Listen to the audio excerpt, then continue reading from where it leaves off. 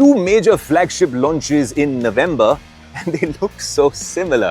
Actually, they come out of the same stables, but they're very different when it comes to the user experience. This is the OPPO Find X9 Pro, and this is the OnePlus 15. Huge focus on AI, huge focus on gaming. There's, software tweaks on both ends, but how are they different? And is this the flagship you should be investing in 2025?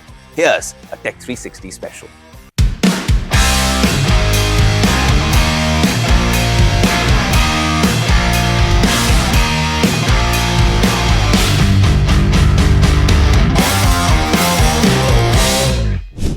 The OPPO Find X9 Pro is designed with a focus on mobile photography. It has flat-edged 8.25mm design, high durability ratings, and two physical buttons including a snap key and a quick button for instant camera access. The phone features a 6.78-inch AMOLED display with ultra-slim bezels, 3600 nits of peak brightness, and 2160Hz PWM dimming for improved comfort in low light. Its camera system includes a 200-megapixel Hasselblad periscope telephoto lens, a custom Ultra XDR main camera with Sony LYT828 sensor, and a 50-megapixel front camera. The device runs on the MediaTek Dimensity 9500 SoC with the Trinity engine and a redesigned vapor chamber for sustained performance. It uses a 7500 mAh silicon carbon battery with 80 watts of wired and 50 watts of wireless charging support. The brand has not yet revealed the pricing for the OPPO Find X9 Pro, but overall it positions itself as a camera-focused flagship.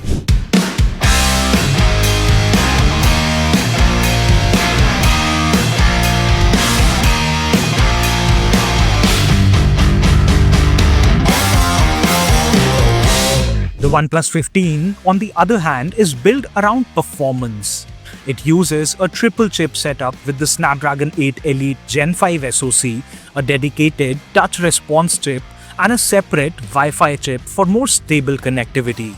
It supports consistent 120fps gaming and features a 165Hz 1.5K display with 1.15mm uniform bezels. Touch response reaches 3200Hz and brightness peaks at 1800 nits, with dimming down to 1 nit for low light comfort. The camera system includes 50-megapixel sensors, the IMX906 main, a 3.5x periscope telephoto, and an autofocus ultra-wide. The Detail Max engine improves sharpness, reduces motion blur, and enhances low-light shots. Video features include 4K 120fps Dolby Vision, real-time tone mapping, O-Log, LUT previews, and an underwater mode using physical buttons. It is powered by a 7300 mAh battery that supports 120 watts of fast wired charging and 50 watts of wireless charging. Pricing starts at Rs 72,999 for the 12GB of RAM and 256GB of storage variant, and goes up to Rs 79,999 for the 16GB of RAM and 512GB of storage model. Now the real million-dollar question is, why two similar flagships being launched almost at the same time by two companies, OPPO and OnePlus, both under the same parent company, BBK Electronics. Now, this company has ended up creating two near identical flagship phones with some differences in design, performance, chips, and brand positioning. But here at Tech 360, we see this as a very interesting business strategy because it allows the company to cater to two audiences. OPPO appeals to users who value advanced cameras and endurance. OnePlus targets gamers and performance seekers. OnePlus has that loyal, engaged community for so many years here in India, a very popular brand. OPPO, the parent company, now wants to get into the premium space. Hence, this phone comes in. A little different with some of the software integrations and AI, but there is an overlap as well. Similar displays, batteries, and even button layouts. This can honestly leave an innocent buyer puzzled. So here we want to help you out with our Tech 360 sort of lowdown on these two flagship devices. Essentially, these are sibling flagships. Just like you had the Terrano and the Duster in auto, just like you have, well, similar cars coming out of Toyota and Maruti with a few differences, these are siblings as well, but each of them have distinct brand personalities. OPPO, especially this time with their partnerships that have been announced and some of the interesting things they've been doing in the photography space.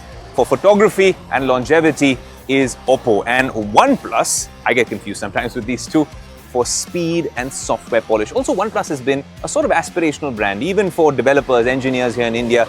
A lot of us creators as well have owned a OnePlus device sometime in the past. So it's a clever market segmentation move, masterstroke by this company. But it does blur the line between these brands more than ever. Objectively, which one would you go for? Because they both have their strengths and they're both working on very distinct pieces of the market, but they're very premium to hold.